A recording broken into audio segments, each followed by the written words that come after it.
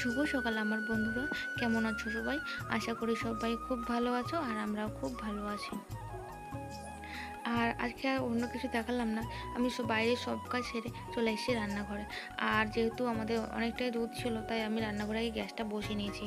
আজকে আমি তোমাদের সাথে শেয়ার করব আমরা সবাই মিলেমিশে কীভাবে কাজ করি। মা বাড়ি না থাকলে আমরা ছেলেরা আমরা সবাই মিলে একসাথে কাজ করি। আর কি বলতো, আর যেদিন মা বাড়ি না থাকে সেদিন সবাই কী বলতো কুড়েমি করে, কেউ ভালো কাজ করতে চায় না। আর তোমাদের দেখাবো যে একটা মেয়ে চাইলে পরিবারের সবাইকে একসাথে নিয়ে থাকতে পারে, আবার একটা মেয়ে চাইলে পরিবারটাকে পুরো শেষ করে দিতে পারে। দুধ জাল দিয়ে নিয়ে আমি পরে ইন্ডাকশানটা ভালো করে মুছে নিচ্ছি। আমার শখের একটা ইন্ডাকশান। বিয়ের প্রথম যখন আমি আসছিলাম আমাদের ওই বাড়ি থাকতে, গ্রামের ভিতরে যে বাড়িটা ছিল, সেখানে কি বলতো একটা ইন্ডাকশান ছিল। সেটা হচ্ছে যে রেডির মতো যে ঘোরায় না সুইচ দিয়ে, সেরকম একটা ছিল। আর এটা হচ্ছে স্ক্রিন টাচ খুব ভালো লাগে, কিন্তু কি বলতো মাঝে মাঝে ওই জল পড়লে বন্ধ হয়ে যায়। তা আমি ইন্ডাকশানটা মুছে নিয়ে আমি গ্যাসটা মুছে নিচ্ছি। গ্যাসটা যখন সময় পাই তখনই মুছে নিই, কারণ রুটি বানাই তো, রুটি বানালে প্রচুর গুঁড়ো পড়ে। আর আমার অন্য একটা গ্যাসের বিশাল শখ, ওভেনের, যেগুলো হচ্ছে উপরে পাথর বসানো থাকে, সেই গ্যাসের খুব শখ, কিন্তু আমাদের এই টিনের বেড়া ঘরে সেগুলো হয় না, মানায় না ভালো। আমি গ্যাস মুছে ইন্ডাকশান মুছে আমি চলে এসেছি বিছানা চাদরটা পাল্টাতে, কারণ ওই বিছানা চাদরটা অনেক দিন হয়ে গেল। আর আমি ভাবছিলাম যে এখন পুজোর কটা দিন কাছাকাছি করতে নেই, তাই আমি বিছানা চাদরটা পাল্টে আমি ওই চাদরটা আমি তুলে রাখছি, যে পুজোটা কদিন যাক তারপর আমি কাচাকুচি করবো সব। তা আমার এদিকে সব বালিশ আর ব্ল্যাঙ্কেটটা আমি রেখে দিচ্ছি। রাত্রেবেলা ভীষণ শীত করে, পাখা চলে তো, তা ব্ল্যাঙ্কেট গায়ে নি, তা ভীষণ শীত করে, তার জন্য ব্ল্যাঙ্কেটটা তুলিয়ে নিয়ে রেখে দিচ্ছি আর লেপ টিপ সব তুলে দিয়েছি। এবার আমার ঘরটা গুছিয়ে নিয়ে আমি চলে এসেছি মায়ের ঘরে। মা আগের থেকে রেডি করে রাখছিল, কিন্তু বালিশগুলো এলোমেলো করা ছিল, তা বালিশগুলো আমি ঠিক করে রেখে দিলাম। মা যখনই যায় তখনই হচ্ছে কি যে সব ঘরটার গুছিয়ে দিয়ে যায়। এই ফ্রিজটা যখন কিনতে গেছিলাম না, দোকানদার কিছুতে দেবে না, বললো যে আমরা কিস্তি কারো বইতে চালু হচ্ছিল না, যে কার নামে কিস্তি হবে। তা বলেছিলাম যে কারোর নামে যদি কিস্তি না হয়, আমরা যে টাকাটা নিয়ে আসছি সেই টাকাটা দিয়ে দিই, আর পরে আমরা কিছু কিছু করে পুরো টাকাটা শোধ দিয়ে দেবো। বললো ঠিক আছে। আর এটা আমার হাতে বানানো, আমি বানিয়েছিলাম হাতে, নিজে তৈরি করা। তারপরে দেখলাম শোকেসটা অনেক ধুলো পড়েছে। আলুর কাজের জন্য আর শোকেসটার দিকে নজর দেওয়া হয় না, এত কামির মুনিশ থাকে যে এগুলোর পরিষ্কার করা টাইম পায় না। ফাঁকে ফাঁকে করে নিই, তখন ভিডিও করা হয় না। আর ভাবলাম আজকে একটু কাজের চাপ কম আছে, তাই আমি এগুলো একটু পরিষ্কার করে নিই। ঘর দুটো পরিষ্কার করে নিয়েছি।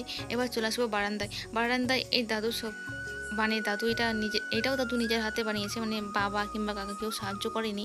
দাদু নিজে কাঠ কিনে নিয়েছে, এই সোফাটা বানিয়েছিল। কিন্তু সোফাটা বানালে কী হবে, তার গদি কিংবা এটা কাভার বানাতে পারেনি। আর এই যে দেখতে পাচ্ছ যে ব্লু কালারের, এটা হচ্ছে একটা ওই কি বলে বালাপোষের হচ্ছে কি তুলো দিয়ে আমি এটা গদির মতো বানিয়েছিলাম। আর নিচে যে তুলোগুলো ছিল সেগুলো হচ্ছে কাকার খাটের তুলো। আর আমি মঞ্চটা রেডি করে রেখেছিলাম কালকে তোমাদের দেখাবো বলে, পুরো কমপ্লিট করে তারপরে আবার ভালো করে দেখাচ্ছি।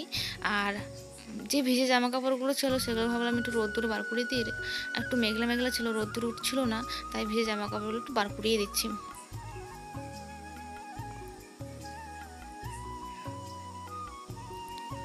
আর আমাদের এখানটা যেরকম রোদ্দুর পড়ে সেরকম বাতাস দেয় না, কিন্তু ঠান্ডাকালে খুব শীত করে।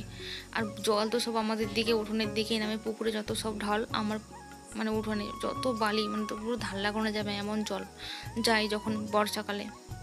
সবসময় আমাদের এখানে সব কিছুই বেশি থাকে, গ্রামের দিকে খুব কম থাকে। ধরো ঝড় দিলে ঝড় কম পায়, কিন্তু আমাদের দিকে ঝড় প্রচুর আসে। আর আমি যে কালকে এটা রেডি করে রাখছিলাম, তা ভাবলাম একটু আলপনা দেবো, তাই আমি খড়িমাটিটা একটু ভিজিয়ে নিচ্ছি, কারণ খড়িমাটিটা না ভিজিয়ে নিলে ভালো হবে না। আমি যেহেতু ব্রাশ দিয়ে করবো কিংবা তুলি দিয়ে করবো, তা তুলিটা ভালো হবে না, তুলিটা ভালো ডুববে না। আর বেশি পাতলা হয়ে গেলে বেশি গাঢ় করবো না, ঠিক মিডিয়াম করব। মা যেহেতু বাড়িতে নেই, তাই সবজিগুলো ভাবলাম কেটে নিই। এখন বাজে 9:30, সকাল থেকে এত কিছু কাজ করেছি। আর আমি তার মধ্যে ইন্ডাকশানে ভাতটা আমি বসিয়ে দিয়ে দিলাম, যাতে তাড়াতাড়ি হয়ে যায়। আর রেশনের চাল তো 20-25 মিনিটে ভাত আমার হয়ে যায়। আর তাড়াতাড়ি করে কাটছি। আমি আজকে করব কুমড়োর ঘ্যাট, পালং শাক না সরি পুঁই শাক দিয়ে কুমড়োর ঘ্যাট করব, আর কাঁচকলার তরকারি করব, নিরামিষ সব। আমার যেহেতু পুজো চলছে এখন, তাই নিরামিষই করব। কালকে কচি কুমড়ো নিয়ে আসছিলো, কিন্তু কুমড়োটা যেন পচে গেছিলো, ফ্রিজে রাখা হয়নি, বাইরেই ছিল। আর আমি এখন কুমড়োটার পুঁই শাকটা কেটে নিয়েছি। আর আজকে যেহেতু আমার বর ভ্যান নিয়ে বেরোয়নি, তাই ভাবলাম ওরা মাঠে গেছে সব, আস্তে আস্তে আমার তো তখন ভাবলাম একটু কেটে রাখি দিকটা। তা সবজিগুলো কেটে রাখি, তারপর আমি আলু সিদ্ধ মাখাবো, তারপর ওদের ভাত দিয়ে দেবো। আর এই যে 4 জনে বসে গেছে। 4 জনে, মা বাড়ি না থাকলে এরা একটু কাজ করতে চায় না মোটেও, মানে মায়ের উপর সব ছেড়ে দেয়। আর মা বাড়ি নেই, দেখো সবাই কি সুন্দর মিলেমিশে কাজ করছে। আর আমি আমার রান্না বান্না সবই দিকে করছি আস্তে আস্তে করে, তাড়াতাড়ি করছি যাতে আমি আলপনাটা দিতে পারি সময়ের মতো। কুলো যেহেতু চলে আসবে। আর আমিও কাঁচকলা আলু সব আমার বরকে দিয়ে কাটা করিয়েছি। বললাম তুমি আমাকে একটু সাহায্য করে দাও, তারপর তুমি কাজ করবা। বললো ঠিক আছে। তা আলু বাছার আগে আমাকে এই কাঁচকলা আলু সব কেটে দিয়েছিল, ধুয়ে দিয়ে গেছে। যখন বলি শোনে, যেহেতু আজকে ভ্যান চালানো নেই, ভ্যান নিয়ে বেরোয়নি, মাটিতে পুরো কাদা, আর গাড়ি নিয়ে বেরোলে সব ঢুকে যাবে, গাড়ি বসে যাবে। আলু তোলা হচ্ছে কি যে এখন ভাঙছে না কেউ, সেই জন্য আজকে ভ্যান নিয়ে বেরোয়নি। আর আমার এদিকে রান্না পুরো মানে হয়ে গেছে, আমি নামালাম, এবার ফোড়ন দিলেই হয়ে যাবে। আমি জিরে ভেজে নিয়েছিলাম ওই কাঁচকলার তরকারিতে দেওয়ার জন্য। কাঁচকলার তরকারিতে জিরে ভেজে দিলে খুব সুন্দর লাগে। আর আমি জিরে বেটে নিচ্ছি শিলনোড়াতে। সব কিছুতে মিক্সিতে করি, কিন্তু যখন এই জিরে ভাজার ব্যাপারটা আসে না, তখন আমি শিলনোড়া নামাই।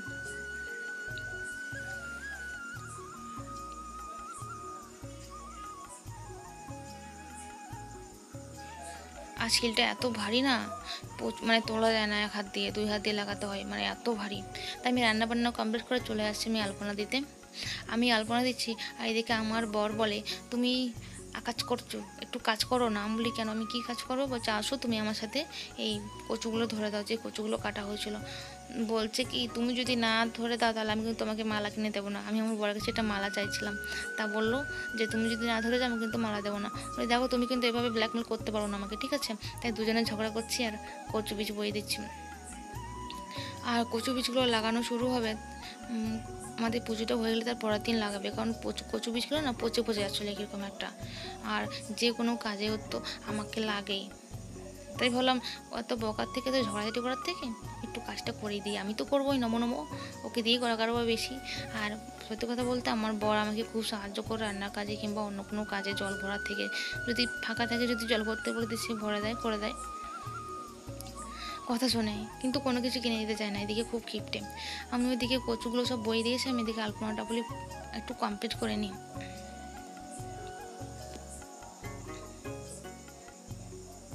যে তোমরা কমেন্টে কিন্তু বলো যে আমার আলপনাটা কেমন হয়েছে। আলপনাটা করছি, ভাবলাম শুধু খালি খালি লাগছে, তাই সাইডটা একটু করে দিয়েছিলাম। আর আমাদের ঘরে আবির ছিল না, আর আবিরটা ভাবলাম একটু লাল ছোঁয়া দিই, তাই মাঝখানে একটু ডিজাইন করে লাল লাল দিয়ে দিয়েছিলাম। কেমন হয়েছে জানি না, কিন্তু চেষ্টা করছি ভালোভাবে দেওয়ার। দুপুরবেলা খেয়ে দিয়ে বসেছিলাম, দেখি কুলো আসছে, তা আমি চাল, ধূপ আর টাকা, আলু সব দিয়েছিলাম।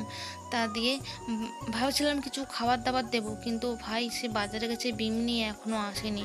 তাই ফোন করে বললাম কিছু নিয়ে আসা লাগবে না, কালকে সকালবেলা বাবাকে পাঠাবো বাজারে, যা পুজোর যা জিনিসপত্র নিয়ে আসবো। একটা স্প্রাইট নিয়ে আসছিলো, সবাইকে দেবো, কিন্তু এত পরিমাণে লোক আসছিলো যে একটা স্প্রাইটে হতো না। তোমরা একটু পরে দেখতে পাবে যে গ্রামের যখন কুলো বেরোয়, তখন গ্রামের লোক কত লোক বেরোয়। আজকে এত লোক বেরোচ্ছে, কালকে কত মানুষ বেরোবে, তোমরা সেটা শুধু দেখো। আর আমরা কিভাবে এনজয় করি এই একটা দিন, মেয়েরা কিভাবে করে, মানে একটা দিন সব মেয়েদের দায়িত্বে থাকে, পুরো গ্রামের বউরা সব একটা পুজো করতে কত আনন্দ করে।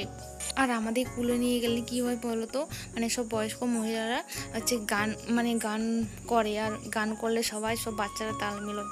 আর কালকে আমাদের ব্যাংক পার্টি আছে, ব্যাংক পার্টি নিয়ে সবাই নাচতে নাচতে পুকুরে যাবে। তাই আমার বর আমার শাশুড়িকে বলেছে যে মা 200 টাকা চাঁদা দিয়েছি, কিন্তু চাঁদাটা নাচ করে উসুল করতে হবে। বলছে ঠিক আছে ঠিক আছে।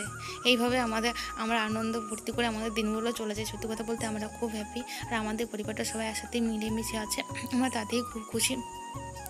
আজকে ভিডিওটা এখানে শেষ করবো। এটা হচ্ছে বল গ্রাউন্ডে সবাই এসে বসে আছে, এবং কুলো ওইখানে আছে। তা কালকের জন্য আরও নতুন ভিডিও আসে, তোমরা দেখতে থাকো আর কমেন্টে বলো কিন্তু।